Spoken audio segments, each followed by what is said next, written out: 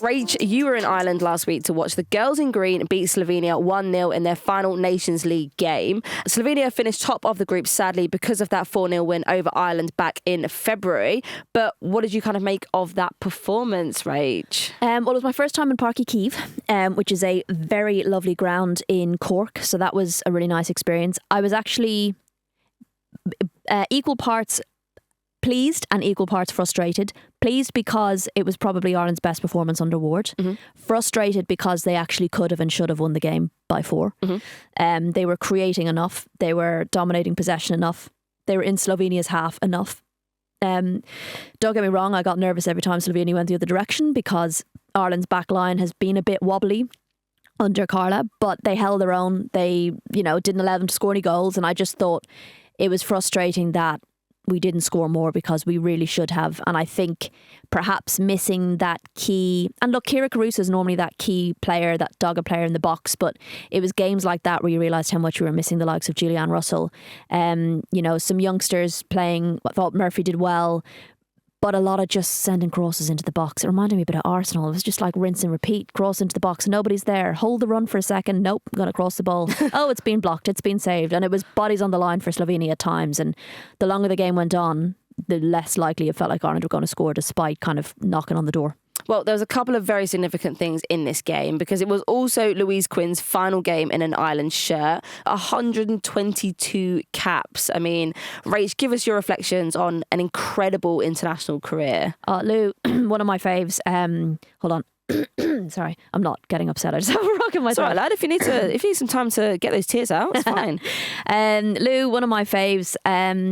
She's been brilliant. She's been stalwart in that Irish defence, a leader on and off the pitch. Can be relied upon to be thrown up front a bit, Millie Bright-esque at the end of a game, and threaten in the box with crosses and corners, etc. And that was definitely a tactic that Carla tried at the end of the game to bring on Megan Campbell and Lou Quinn, and it was very much get the ball on the end of Lou Quinn's head. She's been brilliant, a real servant to Ireland, and gave her everything every time she played. So she's been missed, I think, a lot over the last 6-8 months or so. She's been dealing with injury at Birmingham, and she had injury at Birmingham last season as well. So she has been a big loss. And I think when you add that to the fact that they've lost Diane Caldwell, Niamh Fahey, Julianne Russell, key players in defence, but also key leaders in the pitch. So kind of having her out of it as well has been difficult for Ireland, and something that they've really had to adapt to, and perhaps aren't doing as quickly or as well as maybe we would have liked. But then you have to factor in they've got a new manager, they've just missed out on qualifying for the Euros. There's a lot of things that this squad have to deal with, and I think it's just taking a little while, which I can understand. But I mean, I guess I have to ask you as a player, like when a leader leaves from a squad, never mind like 3, but like a leader leaves from a squad, I guess there has to be a conscious effort to try and fill that gap, right? Yeah, I think, you're always kind of braced for someone big leaving, because that is the nature of women's football. Like, the contracts are so short, but at the same time, there is always a number of leaders within the squad. So it doesn't feel like one leader is left and then everyone's kind of like just wandering around going, what do we do now? Like headless chickens. There's always kind of people that will naturally step up into that leadership role and take responsibility. So yeah, it can be a little bit unsettling, especially when you've had someone there for, years and years and years. But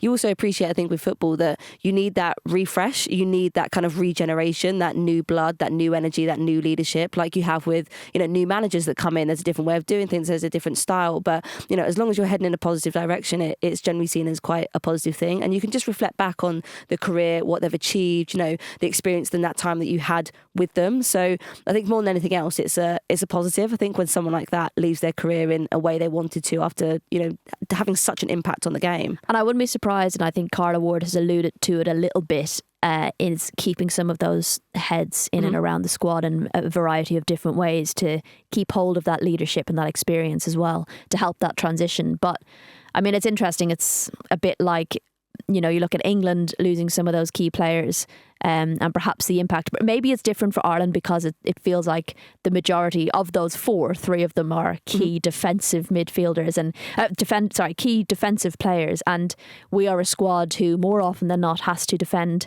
for our lives at times. So they've been such a key part in that, and also transitioning away from just parking the bus and actually starting to play a little bit of ball. And it feels like we're only training wheels a little bit in that kind of situation where we're trying to move away from that and be a bit more of a ball possessing team. So to then lose those really strong players in the back, it suddenly makes it feel a little bit shaky. Whereas if you contrast it to England, I do feel like there's maybe a bit more stability across the squad with some of those players out, because I guess they weren't all necessarily going to be starters. Yeah, 100%. I mean, you alluded there to sort of England, and, there was, that period of transition, I suppose, where they lost some massive, massive names, your Jill Scotts, your Ellen Whites, your Steph Hortons. And I think that's what the squad needed to kind of regenerate under the new leadership of Serena. So it kind of feels like that is just, sometimes there's just time. And it's kind of almost like a break from like a previous era of women's football, taking it into a direction where the pathways have been in place since age 6, and you're kind of, the training facilities are there, and they're getting access to academy football and through the RTCs and things, and sort of stepping up through the pathway. So I think that's naturally going to happen.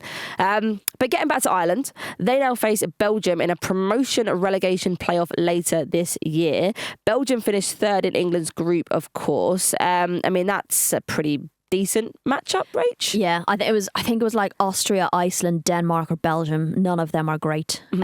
Belgium difficult. Belgium inconsistent as well, which makes them harder to prepare for. You can see how tough they are to play against when the likes of Tessa Woolard are available, and how they can be got at when she isn't. So, it'll be a tough game. I would have liked Ireland to maybe have a few more games under their belt under Carla Ward before they face that, but it's not all doom and gloom as much as it's been made out to be by some of the Irish media. I mean, I spoke to a number of fans who seemed to think we weren't making the World Cup now because they hadn't gotten into League A. I was like, that's not the situation at all. There is still very much a chance of getting into the World Cup next year, but it just seemed to really be painted as a do or die, and it was a bit over the top, because there's definitely still a route to Brazil. Well, Northern Ireland also finished second in their group and will face Iceland in a playoff.